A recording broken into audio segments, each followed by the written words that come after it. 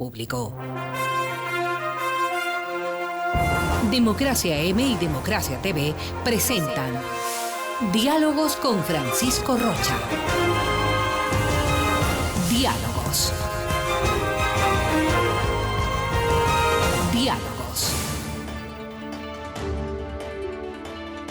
Buenas tardes, amigos, estamos iniciando Diálogos. Les habíamos informado que nuestros invitados eran el doctor Medardo Oleas y el doctor Víctor Granda. A los dos, profesionalmente, los medios acudimos siempre para el análisis. Ahora les hemos pedido que veamos cuál debe ser la reforma política. Se discute, el día de ayer nomás se discutía la posesión del nuevo Consejo de Participación Ciudadana en esta modalidad de elección, que sumados todos no llegan a tener el 5% del electorado nacional. Entonces, esa falta de representatividad, esta posibilidad de que de inmediato han planteado ya una revocatoria del mandato de este consejo y de algunas otras autoridades que, claro, también podría ser entorpecer la democracia y las elecciones. De estos temas, quien debe, plantearnos una reforma política urgente es lo que les vamos a consultar a nuestros invitados. Así que muchas gracias, doctor, por acompañarnos.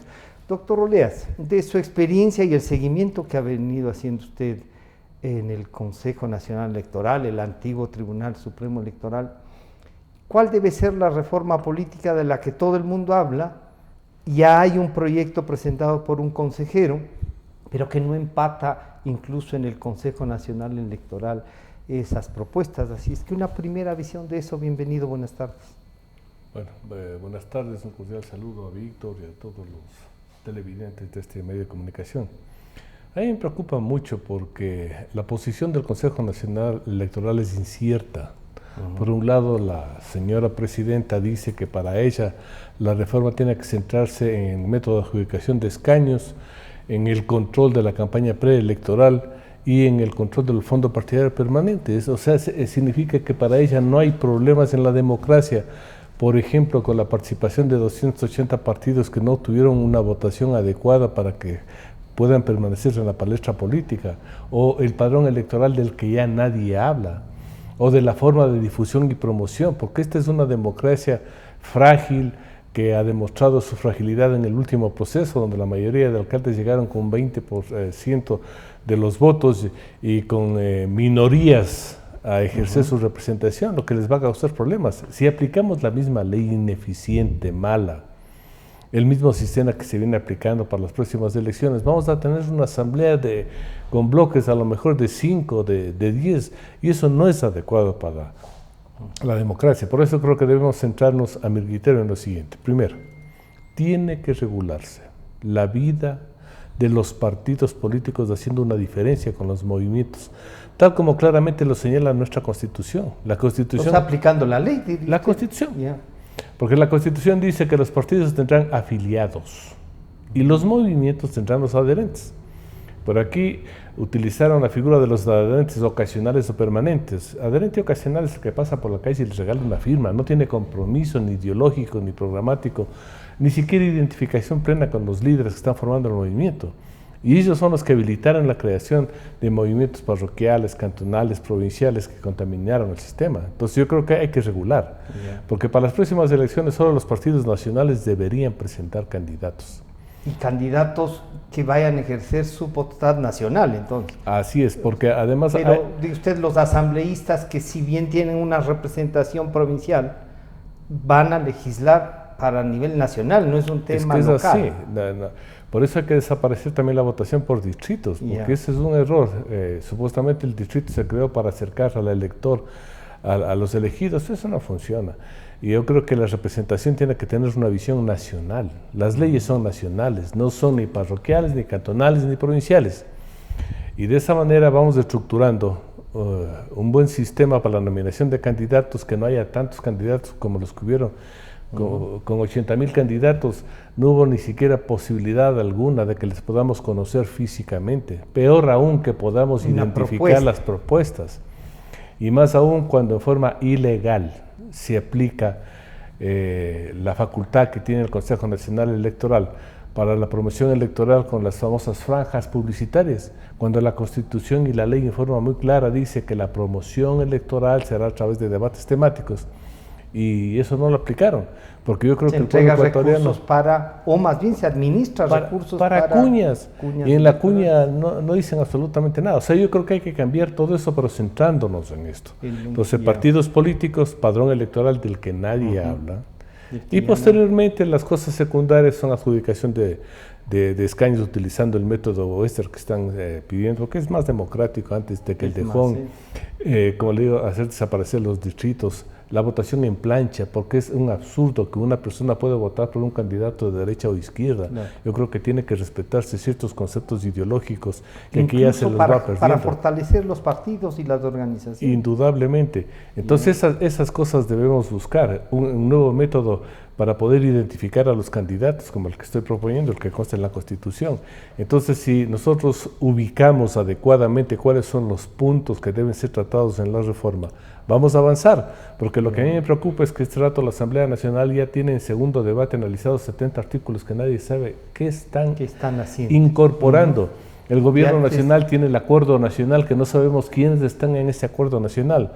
Y por el otro lado, internamente en el Consejo Nacional Electoral hay mini bloques donde cada uno tiene una visión particular del asunto. Entonces, frente al caos, yo creo que hay que ir organizando y puntualizando e identificando los puntos que deben ser materia del cambio. Doctor Granda, usted ha militado en el Partido Socialista, ha sido dirigente, ha sido asambleísta. ¿Cómo rescatamos esto que algunos dicen ya no hay ideologías? ¿Para qué los partidos políticos diseminaron toda la actividad política para un momento electoral? Y ahora nos encontramos con un famoso código de la democracia que tiene todas estas valencias, pero además esta manipulación de la ley, de la Constitución para no cumplirla, ¿no? ¿Cómo nos enrumbamos a darle un marco jurídico nuevo? Parecería que eso es lo necesario. Bienvenido. Muchas gracias, Francisco, y mi saludo afectuoso a Medardo y a quienes nos escuchan y nos ven. En verdad, yo creo que a veces en el país, cuando se hacen reformas, especialmente electorales o políticas, en este caso el Código de la Democracia, vamos de un extremo a otro extremo. Y entonces, claro, los ensayos resultan a veces peores que las situaciones anteriores que nosotros teníamos. Entonces, yo coincido con Medardo de que hay que identificar los problemas cruciales que afectan la vida política del país y darle una solución equilibrada, porque evidentemente este sistema de haber favorecido el surgimiento de movimientos políticos locales, nacionales, con regulaciones ambiguas, terminan en definitiva dispersando absolutamente el espacio político, favoreciendo los personalismos, y de esa manera no se construye una democracia sólida. Entonces creo que sí hay que fortalecer un régimen de partidos, y también al fortalecer ese régimen de partidos, establecer normas que garanticen la democracia interna, porque a veces los partidos se convierten en un instrumento personal de un mandón, propiedad de alguien, ¿no? En propiedad de alguien que finalmente hace y deshace del partido político. Creo que hay varios ejemplos en la historia política del país. Entonces, fortalecer los partidos políticos, pero con un régimen que garantice su democracia interna, su promoción, la selección de sus candidatos. No duren más de 2 periodos, como es normal. O sea, hay que establecer ciertas... También hay directores de eso, de los trabajadores, que están 30, 40 años. Reglas democráticas para que exista alternabilidad, para que exista promoción política, para que exista capacitación, que incluso la integración de los organismos de los partidos sea una integración plural, a través de representación de las distintas tendencias que hay en los partidos políticos, ¿no? Porque si también se reproduce a nivel interno esos sistemas mayoritarios, que el que tiene un poco más de votos gana todos los puestos de dirección, eso es un punto de partida luego para las divisiones. Por otro lado, si es que se fortalece la participación de los partidos políticos, como plantea Medardo, en el sentido de que ellos sean los que puedan presentar candidaturas nacionales y también a legisladores para evitar esta dispersión de los movimientos. Tal vez el régimen de las elecciones locales puede ser otro, no, tal vez más flexible para movimientos locales que a veces corresponden a realidades muy específicas. Locales, claro, pero para las cosas nacionales tiene que hacérselo a través de los partidos políticos, poniéndoles ciertas reglas. Incluso yo creo que deben favorecerse las alianzas. No penalizarse las alianzas, o sea que pueda haber confluencias, tendencias, que todos se beneficien de la alianza, y de esa manera yo creo que también una sociedad abierta más abierta al diálogo, al consenso, a los acuerdos, ¿no? Y que entonces de esa manera pues yo creo que se va a ir logrando una mayor confluencia de las tendencias políticas. Yo no soy partidario de principio, señalar que el país debe tener 3 o 4 tendencias. No, nuestro país es muy plural. Ahora no, las tendencias que estimen convenientes la gente organizada, ¿no es cierto? Pero que tenga representatividad nacional, que puedan aliarse, ¿no? Porque yo creo que algo que es ventajosa de nuestra democracia a lo largo de la historia es que precisamente no se han existido 2 o 3 partidos políticos. Porque eso es lo único que lleva a la polarización, a la exclusión, a situaciones de violencia. Veamos el panorama político colombiano o peruano. ¿Y por qué en el Ecuador no han existido manifestaciones radicales de violencia? Pero hay demasiada dispersión, en cambio, se llega al otro extremo. Entonces debemos, yo creo que establecer un régimen de partidos mejor organizado, racionalmente estructurado, democráticamente, que funcione democráticamente a nivel interno y que se le dé fuerza para que ellos participen en los procesos electorales nacionales. Las elecciones locales pueden tener otras reglas en donde puedan participar los movimientos políticos locales, etcétera. El otro tema que a mí me parece importante es el tema del financiamiento. Yo creo que el financiamiento, está bien que el Estado financia y promueva debates, no precisamente entregue dinero para cuñas, como muy bien lo precisó Medardo, ¿no? Y que en verdad sean espacios en donde se pueda ver una confrontación ideológica de propuestas, de programas. Eso está bien, pero va a ser imposible, dado que el Estado tampoco tiene enorme cantidad de recursos, que dejen de haber aportaciones para las campañas electorales.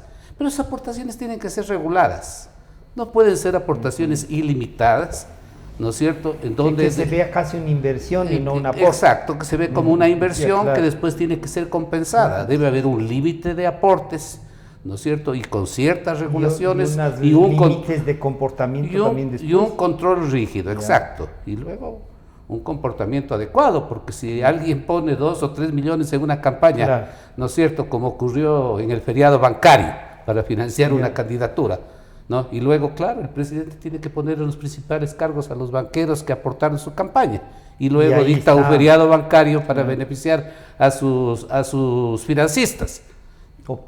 Estoy poniendo un ejemplo concreto de lo que ha pasado en el Ecuador. Y ahora, digamos, con el famoso esquema de Odebrecht, una empresa que ha aportado no solo a los señores de Alianza País, es una empresa que ha venido financiando las campañas políticas de varias tendencias políticas. Yo creo que en un momento determinado esa empresa financió a todas las candidaturas, porque esta gente se vinculaba de alguna manera con todo. Exacto, no se trata de que hace aportes, sino hace inversiones para sus negocios. Eso tiene que ser debidamente controlado, regulado por la ley y sancionado todo aquel, de manera drástica, toda aquella desviación de esas normas de financiamiento de las campañas. Otro tema clave que lo ha tocado Medardo y que yo también me permito subrayarle es el tema del padrón y de los sistemas informáticos, porque ahora se pueden hacer fraudes, mi estimado Francisco, a través de electrónicamente. Incluso un hacker puede intervenir el proceso electoral desde afuera, desde la embajada de Londres o desde donde sea. Entonces se pueden hacer horrores con los asuntos informáticos. Los resultados electorales no son seguros si es que no existe realmente una actualización razonable y auditable de los sistemas informáticos y el padrón debidamente depurado, las denuncias que existen sobre la inflación desde el padrón son escandalosas, ¿no? Ha dicho hasta ahora que miente cuando dice que estuvo inflado en 1.600.000. Y luego la forma como se han manipulado incluso los resultados electorales, ¿no? Entonces yo creo que eso también tiene que ser, dársele la importancia que tiene, que es clave para tener una democracia sana. Este es un momento, doctor Oleas, estamos antes de unas elecciones, pero no muy distantes, porque ya mismo comienzan, entonces hay que, y yo quisiera que reflexione usted sobre lo que nos acaba de recordar, el financiamiento. Hemos visto, si bien en el caso que nos recuerda el doctor Granda, nos dice, mire, yo estaba pensando en el hermano del expresidente que ya en el gobierno, cuando caí el doctor Magua, dijo, sí, aquí también tengo todavía un cheque de $400.000, ¿no? Que no había cambiado. Oiga, ¿y en representación de quién cobró? De que era hermano del candidato. El candidato Correa tenía un hermano que cuando dijo han justificado 2,5 millones, pero ¿cómo es eso? Si solo yo recogí 3 millones. Entonces, después de eso, digo, había un presidente, Patricio Elwin, que decía a los empresarios en una, oigan, ustedes quieren partidos políticos que defiendan cosas, todo eso, ayúdenles a financiar. No solo reclamen, o sea, promuevan gente que estudie, que trabaje, que dicte leyes. En último de los casos, que les represente a ustedes. ¿Cómo hacemos una democracia más así, digamos? A ver, yo creo que hay métodos muy simples. Porque cuando uno comete el error de poner unos valores mínimos de aportación frente a una realidad de las grandes ciudades, por ejemplo, Quito, se dice que para una campaña de alcalde necesita 5 millones. Sí, 5 millones. Y el Consejo Nacional Electoral le asegura que los aportes pueden llegar hasta 500.000, o sea, son unos desfases. Pero hay que regular no solamente el ingreso del dinero, sino el destino, porque si nosotros vamos a permitir que todo ese dinero sirva, por ejemplo, para contratar músicos, cantantes, licores y bailarinas, estamos distorsionando el fin de la democracia. Entonces lo que hay que prohibir, por ejemplo, es de que nos llenen las ciudades con pinturas en las calles, las veredas, y todo el dinero se utilice para precisamente promocionar al partido con sus tesis y sus programas. Por eso retorno un poquito atrás. Si un partido político no se le obliga a tener afiliados y padrones, no funciona la democracia interna. Segundo, si al partido no se le obliga a que realice la actividad para la que tiene que ser creado, capacitar a sus líderes, preparar sus candidatos y formular los planes y programas de acción frente a los pedidos de la ciudadanía, porque el partido político es el punto intermedio entre lo que pide y quiere la sociedad y el poder político. Si están, por ejemplo, pidiendo empleo, los partidos políticos tienen que dar unas respuestas con programas concretos de cómo van a generar el empleo. Entonces, el partido político que no esté vigente 2 o 3 años antes de una elección no puede participar, porque solo en el Ecuador reconocemos a los partidos el día mismo que se está convocando elecciones. Entonces ahí viene la pregunta, ¿y a qué hora tuvieron ustedes tiempo para capacitar los procesos de democracia interna, designar los candidatos? No funciona. Por eso, ante la premura, utilizan lo que está a la mano, ¿no? La gente conocida, la que está en los medios para naturalmente ganar una elección, y por eso tenemos en la asamblea cantantes, bailarinas, presentadores de televisión que no aportan en nada. O sea, la democracia tiene que tener aporta visión para que alguien llegue, pero ellos mismos al país nada. Nada, o sea, cuando llegan allá son personas que van a cobrar. Pero yo creo que eso hay que tener ya otra visión. La democracia tiene que ser una profesión. Para los que quieran, se involucran en un partido, pero van a trabajar por el partido. Por eso, por ejemplo, en Europa funciona bien lo que se llama el gabinete a la sombra, donde existen grupos de personas especializadas, por ejemplo, en salud, en educación, en seguridad, en vialidad, y se van especializando. Entonces van viendo, por ejemplo, qué hace el gobierno en educación. ¿Está bien? ¿Está mal? Si está mal, ¿cuáles son las alternativas? Entonces los partidos tienen gente especializada que está naturalmente educándose, preparándose, porque si llega al poder el partido, ellos serán los encargados de ejecutar las políticas públicas. Por eso no existe en el Ecuador. Pero nuevamente, si no hacemos estas reformas urgentes, no lograremos absolutamente nada. ¿Vamos vía solo la reforma al Código de la Democracia o hace falta una reforma constitucional también? O una enmienda, es que las dos formas de ir. Al inicio de este programa, en forma clara, usted habló del Consejo de Participación Ciudadana, que ahora están recogiendo firmas para hacerles desaparecer. Sí. Entonces, la idea no solo es que las funciones del Consejo de Participación Ciudadana los traslademos a la Asamblea, Ya. El pedido es que se reforme la conformación de la Asamblea. ¿Cómo? Haciendo una Cámara bicameral. Una solamente de legisladores, que estaría conformada por un legislador por provincia, más otro por cada 500,000 electores que consten en el padrón. Con eso llegamos a un total de 60. Requisitos para ser legislador, como es una actividad profesional, mínimo 25 años y un título profesional. Ya. Porque la cosa más difícil es la de hacer leyes, legislar. Y la del Senado. Pero ahí no se pierde, en cambio, esto que recogía también el doctor Grandi, decía, este país ha tenido estas válvulas de escape, que dirigentes bien formados que no tienen es que para eso está el Senado. El Senado lo conforman, asimismo, uno por cada provincia y otro por cada millón adicional.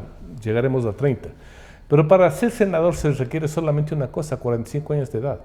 Porque la edad le da otra visión a esa persona, y ahí si no le pedimos no título, títulos, no nada. No, pues ahí está la representación ellos tienen la política, representación política de todos los sectores. Ya. Por ejemplo, el sector indígena, si hay un buen dirigente indígena que no tenga título profesional, no importa, porque ese señor, a lo mejor por la actividad que tuvo, ya tiene esa madurez que se requiere para el ejercicio de un cargo. Porque ha demostrado su dirigencia. Y al Senado se le encarga la nominación de todos estos funcionarios del Estado, previo concurso de títulos, merecimiento y oposición y fiscalización, para que tampoco no deciden a dedo. Y ellos se encargan del control y de la fiscalización. Entonces lo que se plantea también es una reforma para ir avanzando. Además, pero esa sí es reforma constitucional. Exacto. No requiere de una asamblea constituyente. No, porque también se puede utilizar la vía que están haciendo con recogiendo las firmas y presentando la reforma como lo establece la Constitución para estos casos. Pero ustedes imaginan, por ejemplo, si ya se eligen una provincia, en las grandes, 3 legisladores y 2 asambleístas, la elección va a ser de calidad, porque escoger 5 personas es más fácil que escoger 20 personas que ni les conocen.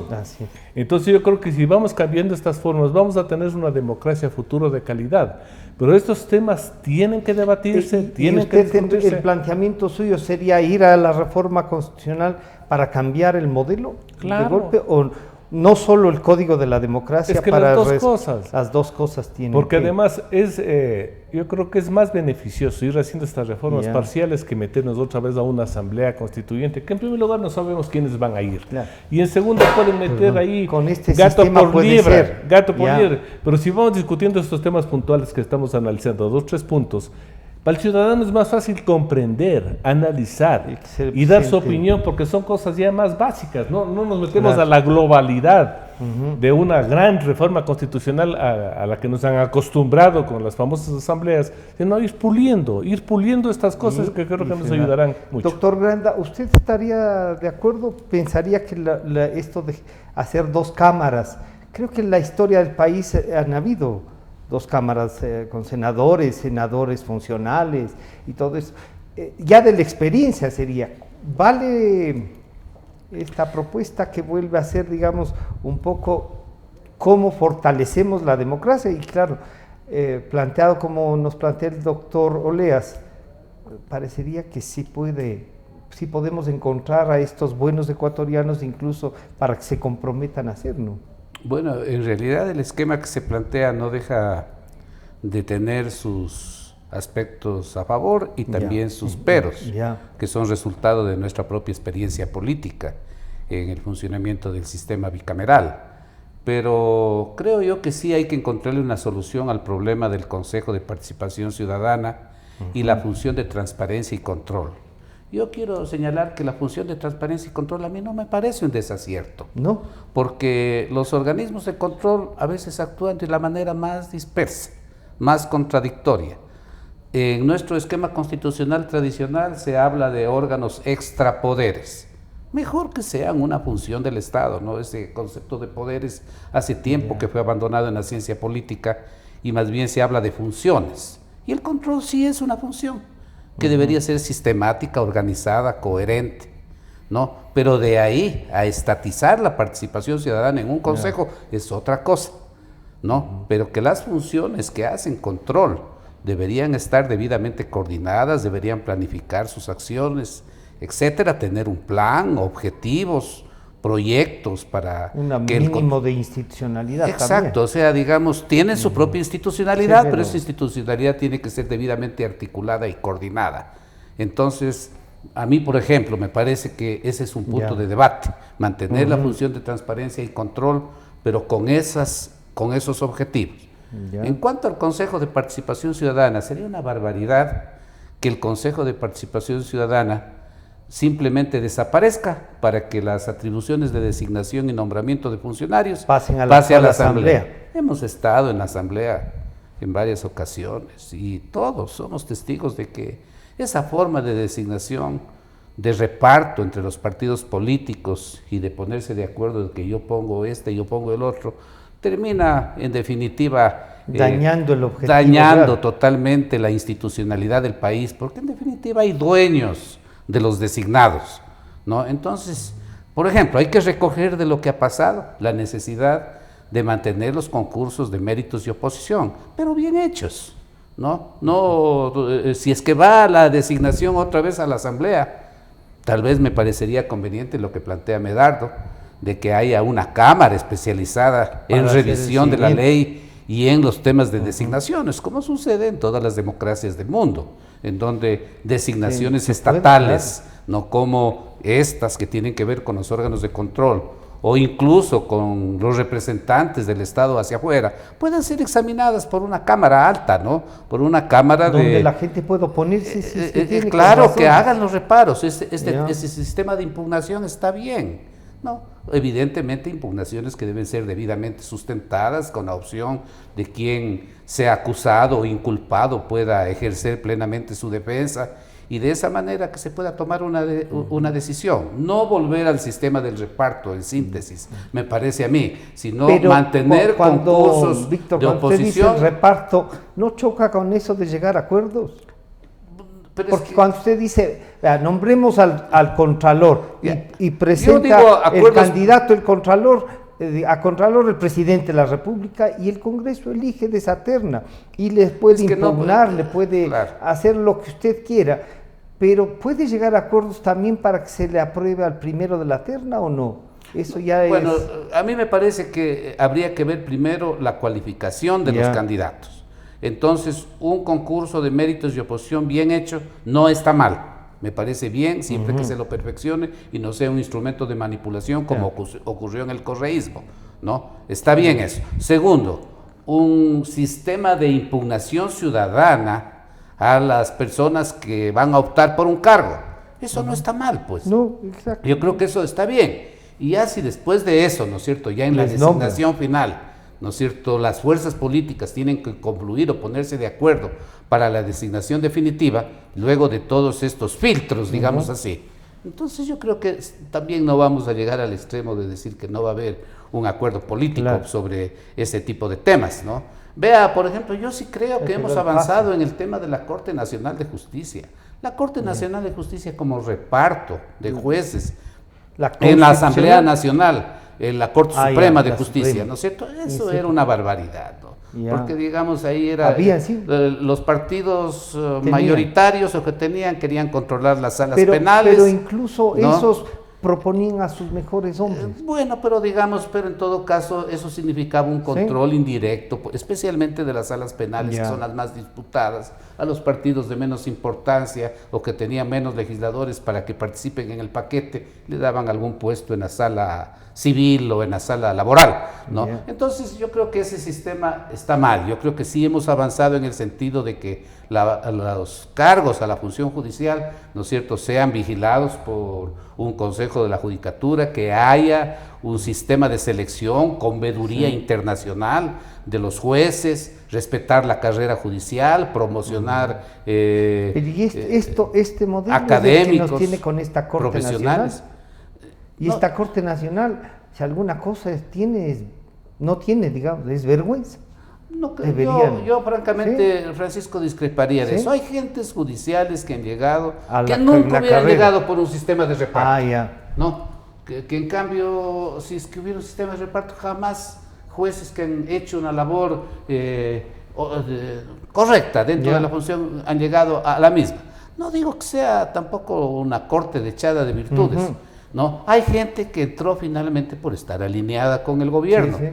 Entonces todo eso tiene que ser valorado y creo que se va a hacer una evaluación y como resultado de eso espero que exista una depuración adecuada, ¿no? Y que no se convierta eso en un simple mecanismo para que determinados sectores políticos quieran controlar especialmente las salas penales, que son el instrumento político de última ratio que se utiliza en el país para satisfacer venganzas y a veces para sancionar a los que no corresponden y generalmente para exculpar a los responsables de la corrupción. Entonces, creo que en función de eso, la reestructuración de la Asamblea Nacional puede ser una buena opción lo que plantea Medardo, tener un Senado, ¿no es cierto?, ya con características nuevas, no lo mismo que pasaba anteriormente, la composición de la Asamblea como Asamblea de Representantes o como Cámara de Diputados. Yo no soy partidario de que eso sea algo muy restringido. La Cámara de Diputados debe ser una Cámara un poco más amplia, con gente que viene de las diferentes provincias, ¿no? Se habla de 60 personas, así llegue la Cámara a tener 80, 90 personas, tampoco una cosa exagerada, ¿no? Pero con la finalidad de que haya mayores posibilidades de que los jóvenes representantes de la política nacional, de los partidos políticos, vayan a una Cámara llevando sus inquietudes, inicien las labores de fiscalización y que haya una Cámara, como dice Medardo, ya de gente más madura, ¿no es cierto?, en donde habría que ver evidentemente también, creo yo, ahí sí la cualificación. No soy yo del criterio, tal vez para determinados casos se podría exceptuar, pero en general me parece a mí que debería ser con personas que tengan una edad madura y por otro lado que tengan la suficiente cualificación o experiencia para que realmente sea una cámara de revisión de la legislación, ¿no es cierto?, y fundamentalmente de calificación de los personeros o representantes de los organismos de control. Ahora, hay algo que tal vez ya en el sistema electoral mismo valdría la pena no dejarlo pasar. Yo sí creo que vale dar una discusión sobre la forma de la asignación de escaños. No creo que sea lo fundamental, pero sí debe ser una fórmula de asignación amplia, de participación lo más representativa posible. 30 se llevan Nosotros tuvimos por muchos años el sistema de residuos, ¿no? Un sistema matemático. Era más equitativo, era propio nuestro. El sistema Western entiendo que se asemeja más, reparte más. Pero también una de las preocupaciones que expresaba Medardo es que a veces la excesiva dispersión, ¿no? Pero es absolutamente injusto el sistema que nosotros usamos, el sistema mayoritario, el sistema HON. Ya la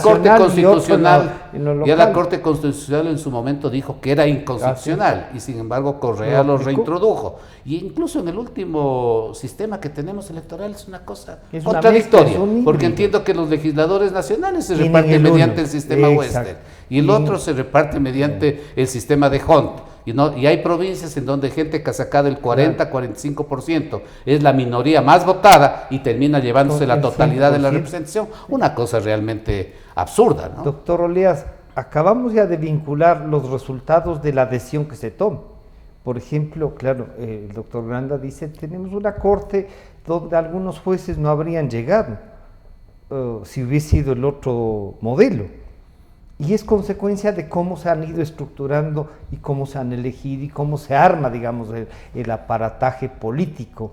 Y yo digo de esta corte, claro, el doctor Granda litiga, ustedes litigan, no tengo mayor constancia, sino los resultados públicos que tenemos, y yo la verdad que a ninguno dejaría en esa Corte Nacional, a todos les diría, haga la veña y salga, ya han pagado los favores a los que les pusieron ahí, vayan nomás. Pero también cómo volvemos a elegir, a lo mejor, claro, dice otra vez los partidos políticos, pero ¿y no será bueno también que los partidos a través de eso se fortalezcan, no? No, a ver, yo creo que la justicia tiene que ser profesional e independiente. Ahí entonces ya está. Si la justicia está politizada, se rompió el principio de independencia y no tendremos un sistema adecuado. Lo que hizo el correísmo fue tomarse por asalto a la Corte Nacional, a las Cortes Provinciales y a todos los juzgados de primer nivel. Todos son correístas. Las fiscalías. Todas las fiscalías, Por eso dije que cuando entró Diana Salazar va a tener un problema serio, que tiene a todos los Sí, correístas tiene adentro. el 85% ella misma lo La admitió. Administración de Justicia ya se ha planteado que hay métodos para la designación. Por ejemplo, para los jueces de primer nivel, un juez tendría que tener 30 años de edad mínimo, con un mínimo de 5 años de ejercicio profesional o la cátedra de juez. Porque un juez no puede ser recién graduado y ponerle ahí a trabajar. El trabajo del juez, cosa que ha pasado además de en tener estos conocimiento, últimos años, experiencia, necesita tener cierta calma, lógica, coherencia para analizar las cosas. Experiencia, sí. Segundo, para llegar a la Corte Provincial, de la misma manera, mínimo 45 años de edad y 15 años de ejercicio profesional. Y a la Corte Nacional, mínimo 50 años de edad y un ejercicio de por lo menos 25 años. Entonces, solo con eso ya tenemos un primer filtro. Ya hay un filtro que es importantísimo. Que se le va clasificando. El segundo, un juez tiene que ser sometido periódicamente, anualmente, a los que sean controles, que son 2. Calidad y cantidad. Entonces se ve cuántas sentencias se ha dictado y se hace la comparación con los otros. Entonces, si un juez está dictando 100 sentencias y el otro 10, algo no funciona. El de 10 tiene que irse a su casa. Después, calidad. Si un juez de primer nivel, cuando va en apelación sus sentencias, son todas revocadas, es que algo no funciona. O sea, son parámetros técnicos que se los va aplicando a efectos de que nosotros podamos ir depurando y tener una justicia más coherente. Pero también cuando se habla de justicia hay que modernizar ciertas cosas. Voy a poner un ejemplo, materia laboral. Se le quitó todas las facultades a los inspectores del trabajo. Y ahora todo demandan al juez, pero no sé, a ver señor, si a mí no me pagó el sueldo, el inspector del trabajo puede ordenar el pago, pues ahí no se discute un reclamo donde un juez tiene que resolver, porque estamos en un derecho que tiene que ser reconocido de forma una inmediata. etapa como de mediación antes de ir a juicio. Claro, y si que tiene les que cuesta pagarme los dos. la liquidación, ¿por qué tengo que demandar? El inspector puede en ese momento ordenar.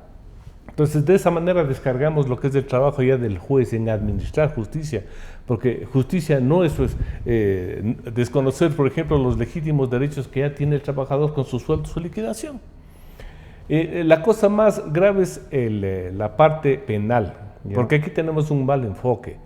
Erróneamente se le entregó la facultad de investigación a los fiscales, y los fiscales no investigan. Usted le escuchó al anterior fiscal, dice, nosotros somos los dueños de la investigación. A ver, señor, el fiscal no investiga, porque el fiscal está sentado en un escritorio, los que investigan son los policías, los que llegan en ese momento al lugar del crimen. Además, cuando se comete un delito, no le llaman al fiscal, le llaman al policía. Y si al policía no se le prepara y se le da los elementos para que en ese momento recoja todas las evidencias, que sea se más pierde la profesional. posibilidad de investigar. Luego viene todo lo que es la clasificación. Porque aquí hay que clasificar los delitos, ¿no? Delitos, los más comunes, que son leves, los medianos y los graves. Pero aquí la gente por los delitos graves generaliza y les mete en la misma cárcel, como hicieron en el gobierno, a todos. Entonces hay que tener una clasificación, una manera de sancionarlos y naturalmente de someterlos al proceso de rehabilitación. Ahora lo que tenemos, por ejemplo, las cárceles, es un desastre, porque al señor Serrano se le ocurrió hacer un San Quintín en La Tacunga, donde les pone uniformes rojos. Señor, el proceso de rehabilitación es un proceso muy simple. Los mayores delitos, los que se cometen en la calle, que le sancionan a un delincuente con 1 o 2 años, se los manda ¿a dónde? A una cárcel de baja seguridad, que no es otra cosa que un galpón, con literas, no hay celdas individuales, ¿dónde están trabajando? Por ejemplo, póngales a procesar la basura orgánica que tanto causa problema a las ciudades cuando se les entierra. Y hagan abonos, también, claro. Hagan abonos, hagan, por ejemplo, adoquines para las ciudades, estén trabajando. Que tengan todas las cárceles granjas para criar cuyes, chanchos, pavos, lo que ustedes quieran, para que coman. Pero aquí se dan el lujo de pagarles a un catering, que es el mejor negocio para los que se involucraron en ese negocio, para darles a los presos catering, cuando toda la vida ellos han tenido la cocina. Pero ese es un país de locos. Entonces ahora dice que no saben qué hacer. Pero señores, si no hay rehabilitación, la plata que había. No, es que a ver, nuevamente, esas cárceles van a producir su autoconsumo. La primera reforma que hay que hacer es que al preso el Estado no tiene que darle de comer, que consuma. ¿Por qué el Estado obligatoriamente tiene que darle una comida de ¿Y calidad a los un preso? derechos humanos le van a caer, doctor Oleas, a usted? Discúlpeme, los derechos humanos son para los niños. ¿A una persona que puedo trabajar yo tengo la obligación de alimentarle? No, yo tengo la obligación de alimentarle al niño que está incapacitado de trabajar por su edad, por su condición, que son los que están abandonados y que de ellos nadie se acuerda. Porque este es el único país del mundo donde hablamos de los derechos de los gays, son una minoría, o de los derechos de los presos, son 40,000 presos frente a los millones de niños que hay. Claro. A ver, ¿de qué estamos hablando? Yo creo que hay que poner las cosas en su lugar. Yeah. El preso, si le encierra usted sin hacer nada 24 horas, se va a volver loco, va a consumir drogas, va a aprender a delinquir de mejor forma cuando salga. Y entonces, en vez de sacar a una persona rehabilitada cuando cumpla la pena, estamos sacando un delincuente especializado. Una cosa que decía el doctor Granda y que valdría la pena que usted también lo analice es los concursos. Y dice que sí, que estos concursos habría que perfeccionarlos y eso. Pero la gente que nos gustaría, no quiere concursar, no se quiere exponer. Sí, porque nadie ¿Cómo conseguimos que los mejores, nadie le garantiza que le van a respetar su formación?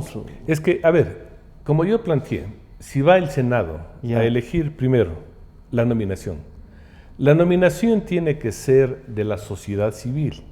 Por ejemplo, para los abogados, colegios de abogados, facultades de jurisprudencia, hacen la nominación de los candidatos que van a participar en el concurso.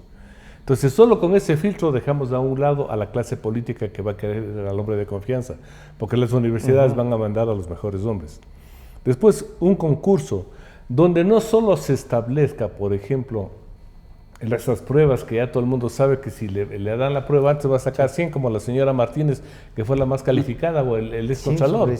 102 sobre 100 sacó el Yo como le dije, ¿por qué no participas? Dije, porque yo con esos concursos de escritos no me meto, pero póngame a mí al lado de todos los candidatos de hacer una exposición pública sobre la cual es la visión que yo tengo sobre el cargo que voy a desempeñar. Claro.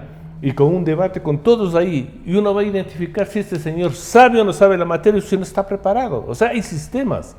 Y la impugnación que dice Víctor también, pues, si un señor ha pasado ya por la función pública y tiene algunas glosas de la Contraloría o tiene algunos juicios por delitos penales, pero por favor, o sea, el sistema bien estructurado funciona para que la designación no solo sea 100% política, sino sea una profesional. Y claro que en la última etapa van a haber ciertos arreglos, pero van a haber ciertos arreglos sobre los más calificados.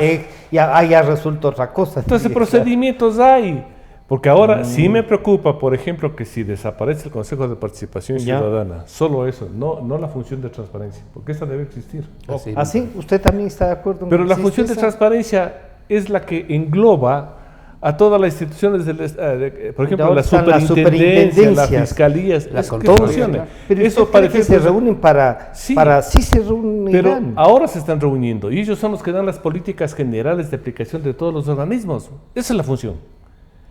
Entonces dice, ¿por qué no funciona tal organismo?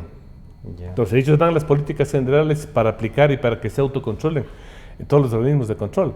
Pero nuevamente hay métodos que se pueden aplicar para ir despolitizando a todas las instituciones, porque no es adecuado que se manipule a los nombramientos con el pago de favores, porque aquí ha sido histórico que gana el presidente de la República y le pone como contralor al amigo, aunque nunca haya hecho un proceso de auditoría.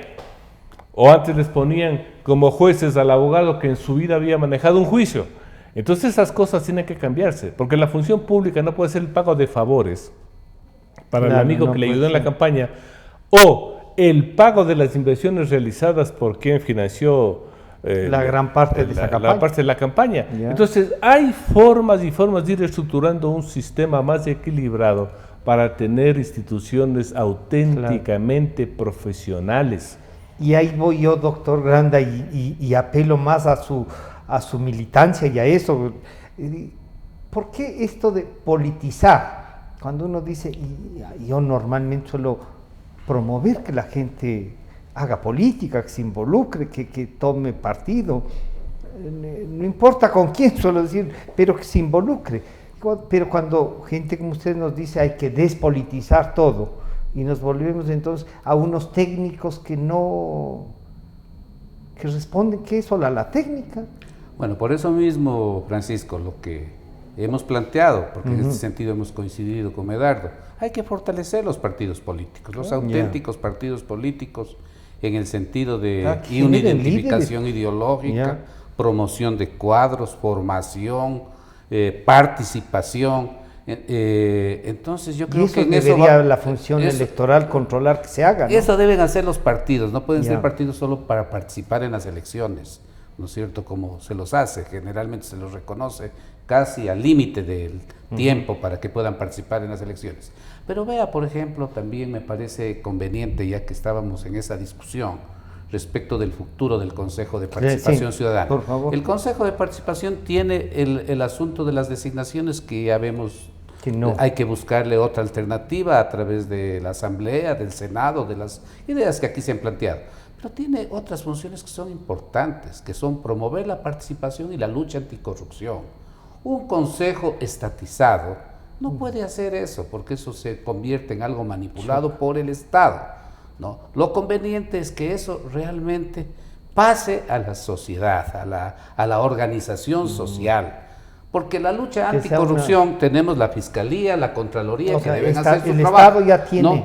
Y después lo que debería es darse a la ciudadanía, ya sea como se ha organizado, una comisión anticorrupción, un observatorio, no sé, veedores, gubernamental. E incluso debería premiarse al ciudadano o a los colectivos que participen en esos espacios y que como resultado de esa participación proporcionen datos, denuncias fundamentadas que le permitan identificar a las autoridades los casos de corrupción. Debería premiarse, estimular esa participación. Ahora, con el uso de la tecnología y con el acceso a la información, que es otro asunto importante, que no solo en el Ecuador, sino en todo el mundo se insiste permanentemente, el derecho que tenemos los ciudadanos a estar informados y que la autoridad pública dé toda la información de manera libre a todos los ciudadanos. El ciudadano desde su casa puede hacer un seguimiento de un contrato y si encuentra irregularidades, si se encuentra sobreprecios, si se encuentra lo que encuentre de ilícito, entonces que lo denuncie. Y si está bien fundamentado, esas denuncias deben ser respaldadas, hasta financiadas y pagadas, diría yo. O sea, no tener una instancia burocrática, ¿no es cierto?, estatizada, para hacer lo que tenemos que hacer todos los ciudadanos, porque la lucha anticorrupción debe ser una responsabilidad de todos los ciudadanos, y con el acceso a la información todos deberíamos tener instrumentos para poder plantear individual o colectivamente. La Comisión Anticorrupción es un ejemplo. 2015 se sugirió, como era evidente que habían casos de corrupción y el gobierno tenía una actitud agresiva para todos aquellos que hacían denuncias, dijimos, hagamos desde las organizaciones sociales una comisión anticorrupción con personas más bien de avanzada edad, de respeto, de trayectoria intachable, para que ellos, ¿no es cierto?, recojan los planteamientos que se hacían, cuestionamientos a grandes contratos sobre precios, y formulen las correspondientes denuncias. El gobierno se puso agresivo, el Contralor los procesó a los de la Comisión Anticorrupción, los jueces los sentenciaron, ¿no es cierto? Pero vea qué papel tan importante que cumplió la Comisión Anticorrupción presidida por el doctor Trujillo y otras personas. Finalmente, ese es un ejemplo de participación ciudadana, ¿no es cierto? Incluso sin que estos ciudadanos hayan percibido ningún recurso. Yo creo que sí habría que darles recursos, porque las investigaciones también requieren de infraestructura, ¿no?, de personas que se dediquen a la investigación para poder tener denuncias coherentes. Eso no puede ser en un órgano estatizado. Y luego el tema de la participación tiene que venir de la ciudadanía, de las organizaciones sociales, de las organizaciones gremiales. Vea, también en el sector del empresariado hay gente que se ha planteado la necesidad de que las actividades empresariales sean absolutamente transparentes y que se adopten medidas contra el soborno, porque la corrupción tiene dos partes, no solo el funcionario público, sino las empresas o el sector privado que en definitiva a través de la corrupción cree que puede obtener favores. Entonces tiene que haber normas, ¿no es cierto? Y códigos de responsabilidad. Ya sobre eso se ha discutido, se ha tratado a nivel internacional, en varios foros internacionales. Las mismas convenciones, tanto de las Naciones Unidas como la Interamericana contra la Corrupción, favorecen la participación social, pero no una participación estatizada, como lo pretendió hacer Correa, manejar él, en definitiva, a los... Que se investigue y que no. Y no investigaron. Claro, y en algunos casos solo taparon. No investigaron nada.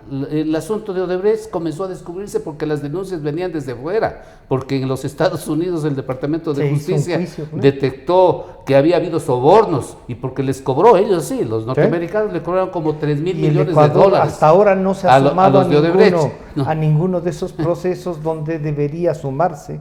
Y a lo mejor allá sí nos dan. Entonces yo creo que no es el mejor instrumento de lucha para la corrupción, un organismo estatizado como lo pensó Correa. Pero usted entonces ¿qué? Hay que mantener que la ley, alguna cosa. Yo creo que la ley debe favorecer que existan agrupamientos como la Comisión Anticorrupción, como observatorios que quieran hacer los ciudadanos y que debería estimular al ciudadano que formule una denuncia y que la pueda comprobar, incluso debería darle los recursos suficientes para que investigue y para que incluso obtenga algún emolumento por su trabajo, porque eso beneficia a la sociedad, en lugar de gastar el dinero, ¿no es cierto? Porque fíjese, el asunto de la rendición de cuentas, es una farsa. La rendición de cuentas es un acto social con un gran cóctel, con hermosos libros a colores, con una edición de lujo, por poco una cadena de televisión, ¿no es cierto?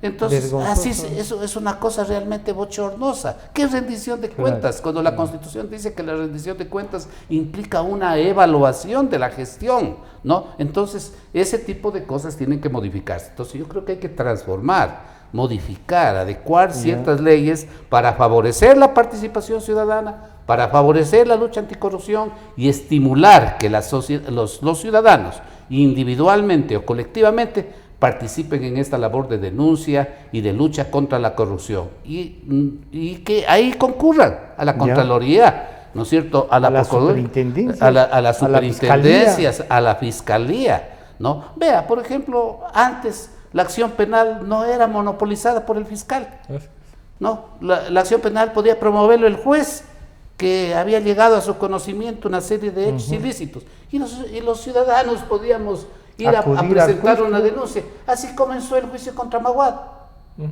La Contraloría no quiso hacer ningún control porque el Contralor era puesto por Maguad, ¿no? Entonces, ¿qué es lo que hicimos los ciudadanos? Nos agrupamos y fuimos donde el juez. Señor, vea esta barbaridad. Se han dispuesto de los fondos privados, no solo de los fondos públicos. Y aquí están, ¿no es cierto?, los principales elementos para iniciar ese proceso. ¿Qué hizo el juez? Dictó auto cabeza de proceso. La Fiscalía más bien quería tergiversar los hechos porque estaba vinculada a determinados intereses económicos del país. El Contralor no dijo nada, nunca presentó ningún escrito. La Procuraduría jamás señaló ni siquiera domicilio, a pesar de que ellos eran los representantes del Estado en una acción de esa naturaleza. Entonces yo creo que esto también hay que revisarlo. La acción penal no puede ser monopolizada exclusivamente por la Fiscalía, porque eso también lleva a una degeneración, a una manipulación del poder, y los juicios que se tramitan solo son los que convienen al poder de turno o quien tiene mayor incidencia. Liberarle al tema penal para que se pueda hacer otras cosas. Sin duda, para que volvamos al sistema que hemos tenido siempre. La Contraloría no hay informe, tampoco se inicia nada. Es el absurdo. Doctor Oleas, y se nos está yendo el tiempo y yo quisiera pedirle dos. Sí, por favor. Víctor dice una cosa importante. El Ecuador no tiene cultura democrática. Y lo que hizo el señor Correa fue acabar con la mínima organización que nacía de la sociedad. Por ejemplo, atacó a todas las ONGs. Así es. Las desapareció. Y había ONGs, por ejemplo, que defendían la naturaleza y que les eliminó, porque simplemente les molestaba. Y eso fue un buen punto de referencia. Después atacó a la prensa. Les recuerdo que solo por la labor de la prensa investigativa se lograban descubrir aquí ciertos ilícitos. Porque yo hasta ahora no he visto que la Fiscalía haya iniciado procesos de investigación donde descubran un delito que no haya sido publicitado antes por la prensa o por la ciudadanía, porque ellos simplemente están esperando que les presenten una denuncia para iniciar los procesos. Entonces, fortalecimiento de todas estas organizaciones que han funcionado bien. Ya. La Comisión Cívica antes de la Corrupción nació del sector indígena y del sector obrero en el Ecuador. Y también de la participación de las cámaras. Entonces, eso hay que reconocer, hay que seguir promoviendo, eso es positivo. O sea, volver a la auténtica organización de la sociedad. Y para seguirle educando, porque lamentablemente en el Ecuador la falta de cultura democrática es que a la mayoría de personas no les interesa nada y van a votar porque el voto es obligatorio. Sí. Si el voto no fuera obligatorio, no votaría sino el 20%. Pero ya sería el desastre. No, porque sería un voto de calidad. Porque las personas que votan con conocimiento de causa van a votar por los mejores hombres. Los otros que van a obtener el certificado de votación votan porque si le conozco al futbolista, la cantante, el artista. Y eso no es voto de calidad. La democracia tiene que ser calidad y cantidad. Y si yo no quiero participar, ¿por qué tienen que obligarme? Se ha demostrado históricamente que en el Ecuador, por ejemplo, Cámara de Comercio de Quito, Colegio de Abogados, van a votar el 20%.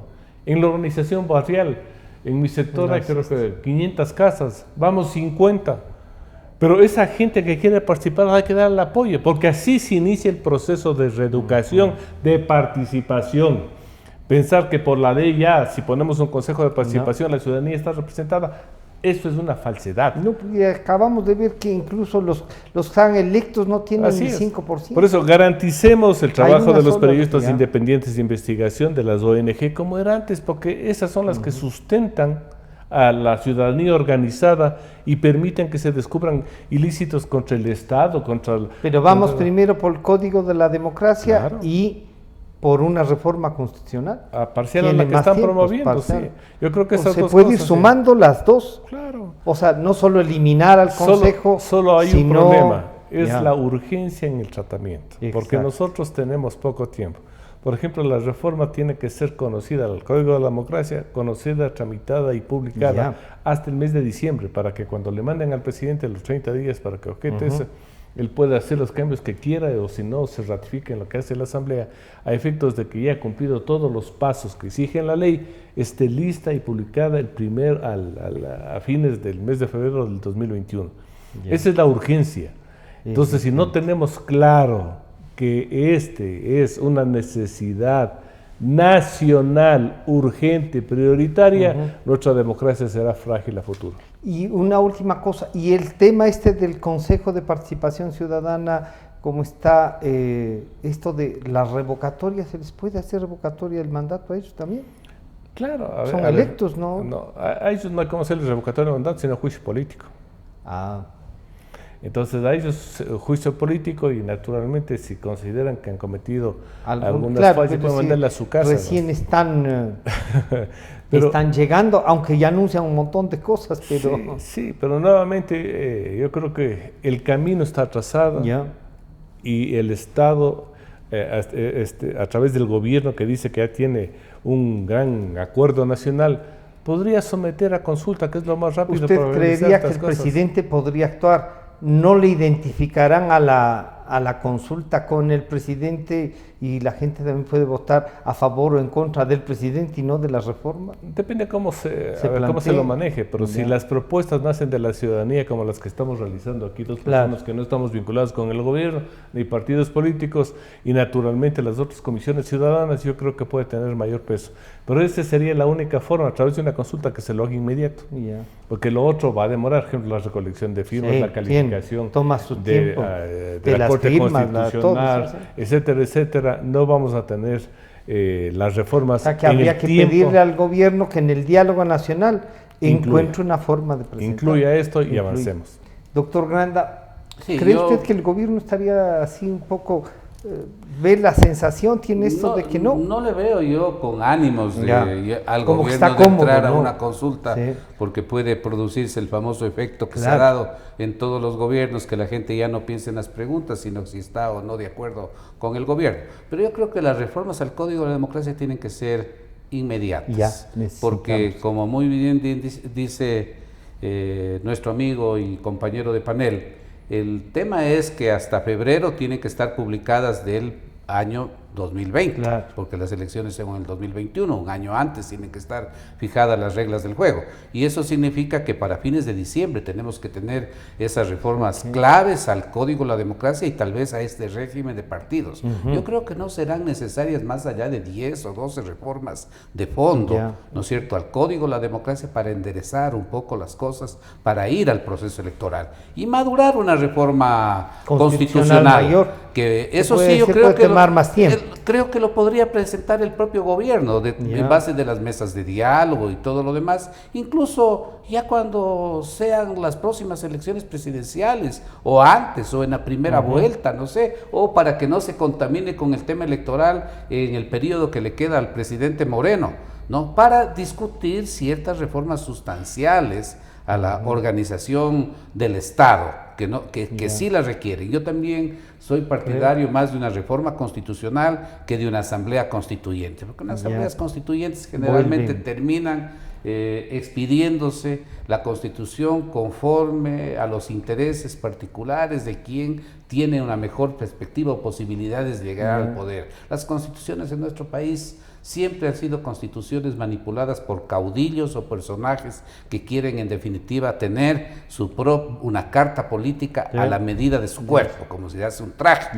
Entonces yo creo que eso hay que pensarlo muy seriamente y presentar sí una reforma constitucional, especialmente para mejorar la arquitectura del Estado, porque hay que ser en eso claro, tanto la Constitución del 98 como la Constitución del 2008, en cuanto a garantías de derechos están todos. Y los que no están en convenios internacionales que de acuerdo con nuestro sistema constitucional tienen que ser aplicables de manera directa. Aunque hay contradicciones. Hay contradicciones, pero en todo caso tienen que irlas modulando justamente la Corte Constitucional, como entiendo que ha ocurrido últimamente. ¿Se animará usted a presentar un proyecto de reforma al Código de la Democracia, doctor Oleas? No, yo tengo, pero solamente, como le dije, sobre estos puntos específicos, porque si no ya presentaron una reforma integral. Yo no creo que tenga tiempo la Asamblea para dictar un nuevo Código de la Democracia, ley de elecciones. Hay que irnos a las puntuales, que necesitamos, como aquí bien se dijo, 4 o 5 que van a viabilizar y mejorar el sistema democrático. No lo entregará. Sí, yo le entrego, pero no sé a quién entregar, porque yo no tengo respaldo político. Pero los ciudadanos, los medios, las organizaciones. A ver, el Consejo, no sé si recojo o no, porque la que tiene que tramitar es la Asamblea. A lo mejor en estas mesas de diálogo sea bueno mandar al gobierno y mandar a la Asamblea para que ellos lo procesen, porque lamentablemente la pelea interna que tiene el Consejo Nacional Electoral no va a permitir que se viabilice un solo proyecto factible, viable y puntual. Es una barbaridad esa pelea, no, es una irracional. Es una vergüenza. ¿No es cierto? Una vergüenza que, o sea, digamos, no puede ser que una institución se maneje con tanta irresponsabilidad simplemente por cálculos personales, ¿no? Pero también políticos, ¿no? Porque ellos tienen una representación. Ahí se ve política. Que hay ya un cálculo más allá de solo. Entonces yo creo que es factible, yo lo tengo preparada y estoy esperando el momento en estas mesas de diálogo, que el gobierno a lo mejor, a la Asamblea también, pero como le dije, yo me enteré que la Asamblea ya estaba en segundo debate, tenía su proyecto, que por favor se les pidió que suspendan para que recojan los puntos necesarios, indispensables, para no volver nuevamente. Pero depurar el padrón electoral y establecer un sistema informático auditable y que funcione bien, ¿no es cierto? Eso no se puede dejar para el proceso, ya cuando comience el proceso electoral, eso debe ser antes. A ver, les recuerdo que eso incluso es más fácil, porque para depurar el padrón lo primero que tiene que hacerse es tomar una resolución a nivel de Estado y aplicada en el registro civil. Queda sin valor y efecto la antigua cédula. Y todos tienen que en los 2 meses siguientes obtener la nueva cédula. Entonces en ese momento sabremos cuántos muertos efectivamente no renovaron la cédula y se le va depurando y limpiando. Porque con la nueva cédula actualizamos automáticamente los datos. ¿Quiénes están afuera? Porque el padrón del padrón son los muertos que no han sido excluidos y todos los ciudadanos que desde hace 50 años han ido a vivir a Venezuela, a Estados Unidos, a Europa. Pero y ahora ellos sí deben constar porque votan afuera. Pero es una decisión política administrativa, fíjate, no ellos tienen el derecho de inscribirse en el lugar donde residen para ejercer el voto. O sea, los mecanismos están establecidos, pero solamente dejando sin valor y efecto la cédula, vamos a tener un padrón ya con menos fallas que los anteriores. Yo les quiero agradecer a los dos. Bueno, han estado con nosotros el doctor Medardo Oleas y el doctor Víctor Granda. O sea, soluciones hay, gente que está pensando la democracia existe, convoquémoslos, es un momento indispensable, más allá de la lucha política, que es buena que exista, todo eso. Pero recurramos a los mejores ecuatorianos para intentar abrir una brecha que nos lleve a algo más de democracia. Esta no es la que queremos, digamos así. Muchas gracias a ustedes. Nos encontramos el día lunes y este programa estará a disposición de ustedes nuevamente a partir de las 3 de la tarde y gracias a nuestros amigos de la 920 que nos han seguido. Hasta el lunes. Exa y Democracia, los multimedios que informan.